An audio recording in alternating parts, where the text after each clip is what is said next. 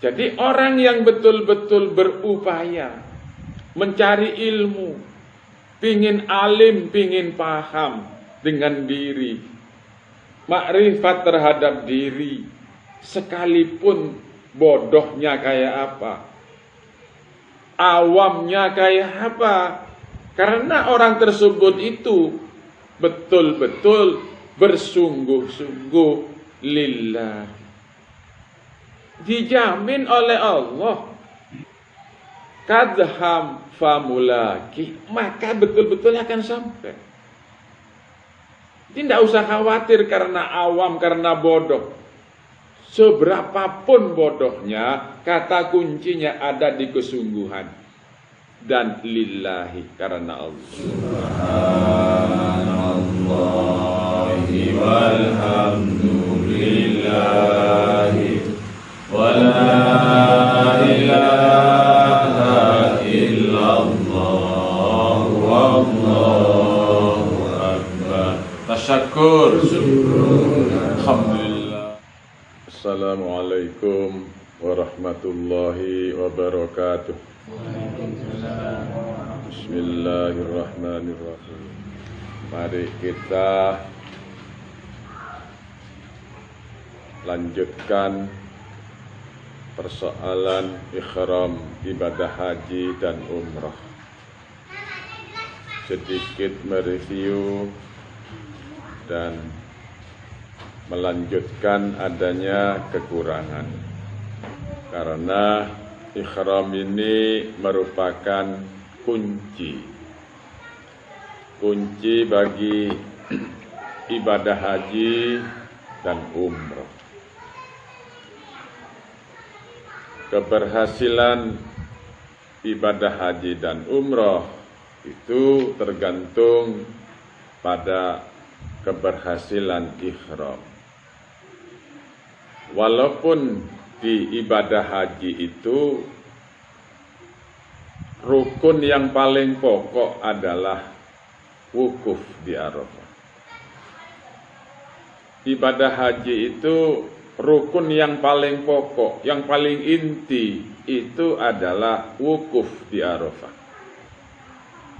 Jadi ibadah haji, calon ibadah haji yang masih sakit tapi masih sadar, tidak bisa duduk, juga tidak bisa apa-apa, kalau masih sadar, maka dibawa ambulan, dibawa ke Arafah untuk wukuf, walaupun sebentar, asalkan sehabis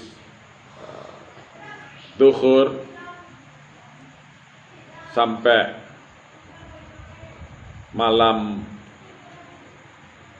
tanggal 10 hari nahar sebelum subuh masih bisa dikatakan wukuf, walaupun sebentar. Orang yang sakit itu kalau masih sadar itu dibawa ke Arafah. Saking vitalnya rukun yang namanya wukuf di Arafah. Padahal menurut logika hakikat, rukun haji yang paling pokok itu di wukuf Arafah. Keberhasilan wukuf Arafah itu ditentukan oleh ihram, yaitu rukun yang pertama di ibadah haji itu. Jadi walaupun memang wukuf di Arafah itu merupakan rukun yang paling pokok, menurut logika hakikat, orang arif mengatakan keberhasilan wukuf Arafah itu ditentukan oleh keberhasilan ihram. Jadi ihram itu dinisbatkan oleh orang arif itu adalah semacam satu makalah, walaupun bukan hadis. Man arafa nafsahu faqad arafa rabbahu. ihram itu adalah man arafa nafsahu. Maka wukuf Arafah itu faqad arafa rabbahu. Jadi bila mana seseorang itu betul-betul kenal akan dirinya, paham akan dirinya, maka akan betul paham dengan Tuhannya. Berarti dengan demikian kata kunci itu ada pada pengenalan diri. Lah pengenalan diri itu berada di ihram. Arafah terhadap diri, makrifat terhadap diri itu berada di ihram.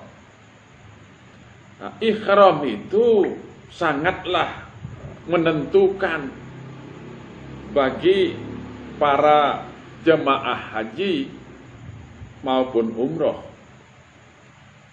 Karena apa? Ihram itu yang paling pokok pertama itu adalah niat. Jadi komponen ihram itu yang termasuk rukun dan wajib haji maupun wajib umroh itu diantaranya yang rukun itu adalah niat, mikot pakaian larangan ihram itu hukumnya adalah wajib, bukan rukun. Jadi yang inti dalam ihram itu adalah niat. Selain niat itu adalah wajib posisi hukumnya. Jadi seperti mikot itu bukan rukun, tapi wajib. Pakaian itu bukan rukun, tapi wajib. Larangan ihram itu bukan rukun, tapi wajib. Yang lain dari wajib itu adalah sunnah. Di antaranya yang termasuk sunnah ihram itu, dalam ihram itu adalah mandi. Mandi besar. Sunnat 2 rakaat sunnat ihram.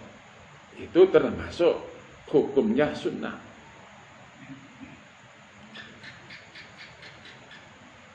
Yang selanjutnya yang termasuk sunnah itu adalah membaca talbiyah. Labbaik Allahumma labbaik, labbaik la syarika laka labbaik, innal hamda wan ni'mata laka wal mulk la syarika lak. Jadi bacaan talbiyah ini termasuk sunat, tapi penting untuk memastikan. Talbiyah ini untuk memastikan bahwa ihram kita ini betul-betul berhasil diungkapkan lewat lafaz talbiyah. Labbaik Allahumma labbaik. Ya Allah, aku datang memenuhi panggilan-Mu. Jadi pernyataan untuk memastikan keberhasilan ihram itu adalah ucapan atau lafaz talbiyah. Ini yang harus diperhatikan betul. Menurut logika hakikat, manusia hidup ini tiada lain kita dalam rangka ihram. Dalam rangka kita menuju kepada Allah, yaitu memastikan bahwa ihram inilah. Jadi manusia betul-betul menjadi hamba Allah yang mulia. Jadi istilah ihram ini adalah kemuliaan. Sudah betul-betul menemukan dirinya sebagai hamba Allah. Itulah yang disebut dengan man arafah nafsahu. Kalau betul-betul sudah menemukan diri itu, maka hamba ini betul-betul makrifat terhadap Allah.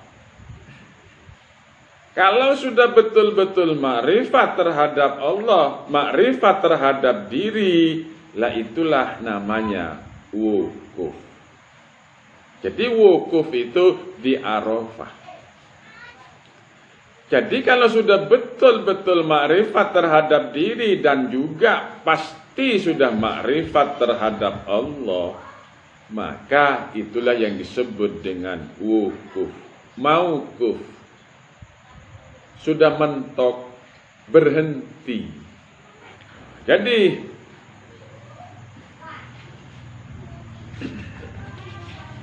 selanjutnya masalah talbiyah itu. Talbiyah ini sudah merupakan pernyataan bahwa diri ini sudah betul-betul sebagai hamba Allah. Dinyatakan dengan lisan dan amal, perilaku, jiwa, hati, akal, dan sikap perbuatannya itu sebagaimana lafaz labbaik Allahumma labbaik. Kalimat talbiyah punya makna yang sangat dalam dan mendasar, menyangkut tauhid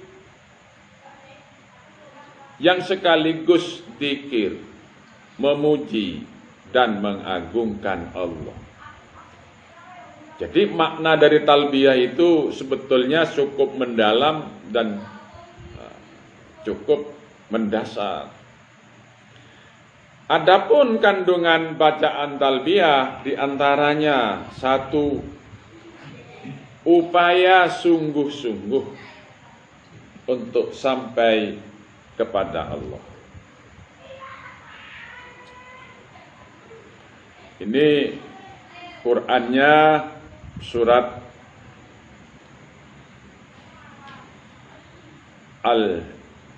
Al-Insyiqaq, surat 84 ayat 6. Ya ayyuhal insanu innaka kadihun ila rabbika kazaham famulaqi.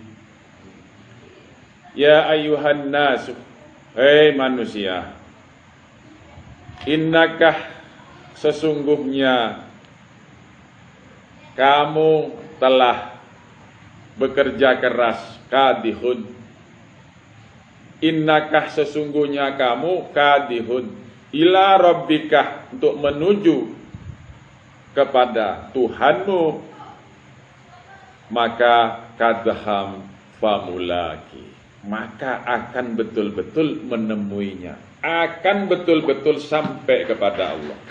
Jadi kata kuncinya adalah sungguh-sungguh lillahi. Hanya itu.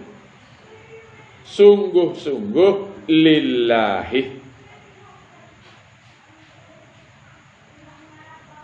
Jadi orang yang betul-betul berupaya mencari ilmu, pingin alim, pingin paham dengan diri, makrifat terhadap diri, sekalipun bodohnya kayak apa, awamnya kayak apa, karena orang tersebut itu betul-betul bersungguh-sungguh lillah, dijamin oleh Allah, kadham famulaki, maka betul-betul akan sampai. Tidak usah khawatir karena awam, karena bodoh.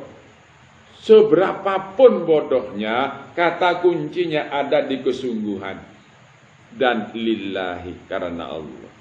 Sudah, kadham famulaki, akan betul-betul sampai kepada Allah. Jadi haji ini menuju kepada Allah. Hajj. Hajjun itu adalah menuju. Al-hajju itu menuju. Menuju kemana? Menuju kepada Allah. Umrah itu menuju juga. Jadi makna umrah dan haji itu sama. Menuju kepada Allah. Jadi orang arif memaknai haji itu ada haji besar, haji kecil, umroh besar dan umroh kecil. Umroh kecil itu ke Mekah, haji kecil itu ke Mekah. Tapi haji besar, umroh besar di rumah. Ini pendapat orang arif.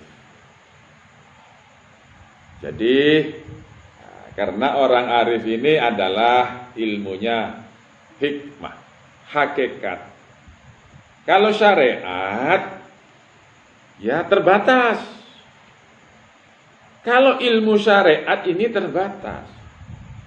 Kalau mau haji memang harus ke Mekah. Kalau tidak di Mekah tidak bisa, tidak sah. Karena sudah ditentukan syar'inya seperti itu. Tapi orang arif karena ilmunya hakikat namanya berhaji. Tetap menuju kepada Allah hidup ini. Dimulai dari kapan manusia ini balik. Dimulai dari kapan manusia ini mukallaf. Ya itulah mikot. Dimulai itu adalah mikot. Jadi orang yang sudah mukallaf itu sudah mikot itu menuju kepada Allah. Menuju kepada Allah itu dipastikan sampai katanya Allah. Jelas ayatnya, ya ayyuhan nasu innaka kadihun ila rabbika kadham famulaki. Tidak ada yang tidak sampai. Tidak usah khawatir. Kok saya ilmu saya ini sedikit sekali. Saya ini orang awam. Sudahlah berusaha. Berupaya dengan sungguh-sungguh lillahi ta'ala, dijamin oleh Allah, kadhan famulaki, pasti nyampe, tidak usah khawatir. Kalau semuanya harus orang itu alim untuk sampai kepada Allah, bagaimana orang yang awam? Allah maha adil, maka dari itu ayatnya jelas, ya ayyuhal insan innaka kadihun ila rabbika kadham famulaki. Sampai semua. Gak ada yang tidak sampai. Ini perlu dipahami betul. Gak boleh orang awam itu kecil hati, pesimis, tidak boleh. Karena apa? Jelas Allah menjamin. Syaratnya cuma sungguh-sungguh lillahi. Pasti sampai. Sudahlah Allah nanti yang memberi pada saatnya.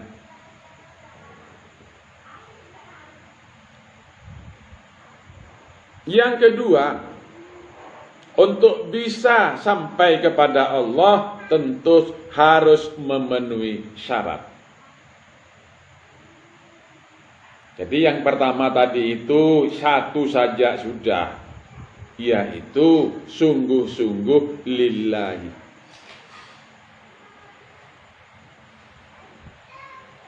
Lah syarat ini, memenuhi syarat ini, tentunya diantaranya harus dengan ilmu. Harus dengan ilmu. Ilmu ini tidak mesti harus tahu. Yang dimaksud dengan ilmu itu menuntut ilmu. Yang diwajibkan itu adalah tholabul ilmi. faridotun. Yang difardukan itu menuntut ilmu, bukan alimnya. Ini harus jelas. Harus jelas. Jadi maksud dengan ilmu itu artinya bersungguh-sungguh untuk supaya memiliki ilmu. Tidak memiliki, dijamin oleh Allah. Sudah dijamin oleh Allah. Sudah dijamin. Itu. Jadi yang diwajibkan itu hanya menuntut, bersungguh-sungguh. Taunya tidak, pahamnya tidak. Yang kedua, kembali lagi kepada lillahi, yaitu bersih dan bening. Jadi syaratnya cuma itu. Berusaha untuk menemukan ilmu, mencari ilmu. Tahu atau tidak ada urusan. Yang kedua, harus bersih.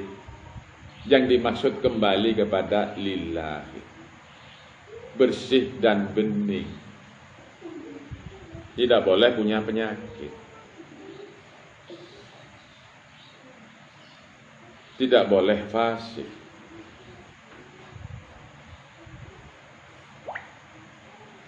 Nah itu yang ketiga, menuju kepada Allah itu harus lewat jalan makrifat terhadap jalan menuju kepada Allah. Maksudnya itu ada syariatnya. Tidak ngawur. Menuju kepada Allah itu sebisa mungkin ada syariatnya. Ada syariatnya, ada jalannya. Itu diantaranya persoalan talbiyah. Sebagaimana firman Allah, yaitu surat Al-Insyiqaq itu, dan manusia akan betul-betul sampai kepada Allah, itulah yang disebut wukuf. Kalau sudah demikian, maka orang ini sudah betul-betul mampu berwukuf. Maksudnya wukuf adalah sudah berhenti, selesai, hatam. Sudah hatam. Maksudnya tidak boleh lagi ada keraguan. Hati tidak boleh ada kewaswasan. Harus betul-betul bulat. Itulah yang disebut dengan wukuf.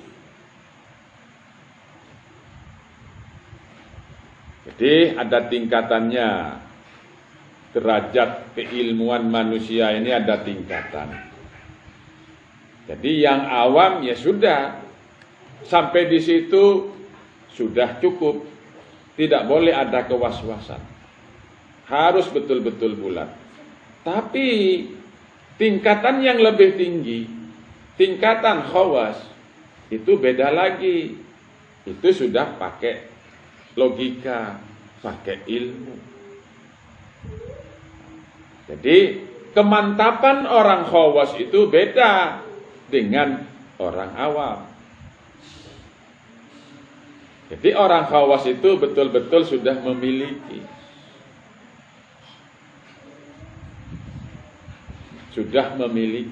ilmu yakin.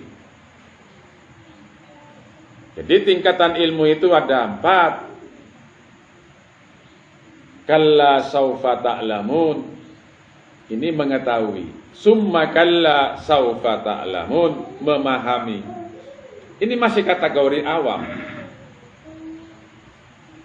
Kalau sudah masuk ke tingkat ketiga, ilmal yaqin, ini yang ketiga. Itu sudah khawas. Jadi sudah berdasarkan ilmu. orang ini sudah menemukan. Ini khawas. Naik lagi satu tingkat, yang tertinggi itu adalah khawasil khawas,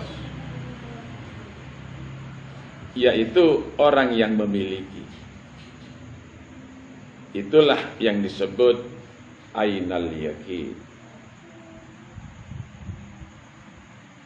Inilah orang yang sudah betul-betul memiliki wukufnya, sudah sesuai dengan tingkatan ilmu yakin dan juga ainal yakin. Semuanya dalam kondisi yang bulat. Tidak boleh ada was-was. Selanjutnya hakul yakin itu milik Allah. Tuh, tingkatan kita adalah seperti surat At-Takasur. Alhaakumut takasur hatta zurtumul maqabir. Kalla saufa ta'lamun. Summa kalla saufa ta'lamun. Diulang 2 kali, maksudnya itu mengetahui. Mengetahui awam, paling awam. Mengetahui itu bisa dengan indera, bisa dengan mendengar, bisa dengan melihat. Itu paling bawah. Summa kalla saufa ta'lamun, memahami. Memahami ini sudah mulai mengkaji. Mengkaji ini tahu artinya, walaupun belum mendalam. Itu namanya memahami. Kalla law ta'lamuna ilmal yakin. Nah, ini sudah hakikat ini. La tarawunnal jahim summa la tarawunnaha ainal yakin. Ini kalau sudah ainul yakin, orang tersebut sudah betul-betul tingkat tertinggi. Itulah yang disebut betul-betul ma'rifat yang tertinggi. Jadi ma'rifat itu juga ada grade-nya, ada levelnya, ada tingkatannya. Maka dari itu orang-orang awam tidak perlu khawatir. Hukumnya sama. Hukumnya sama. Allah menghukumin sama.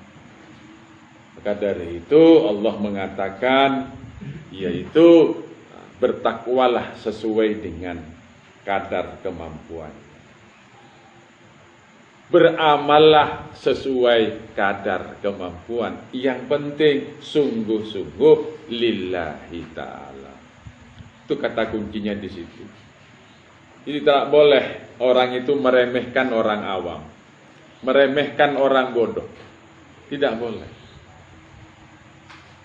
Seperti apa yang tadi dikatakan di surat Al-Insyirah itu. Siapapun menuju kepada Allah dengan bersungguh-sungguh lillahi, maka sudah dipastikan orang tersebut akan sampai kepada Allah. Jadi saya kira malam ini cukup sampai di sini. Jika ada muskilah, pertanyaan, dipersilahkan.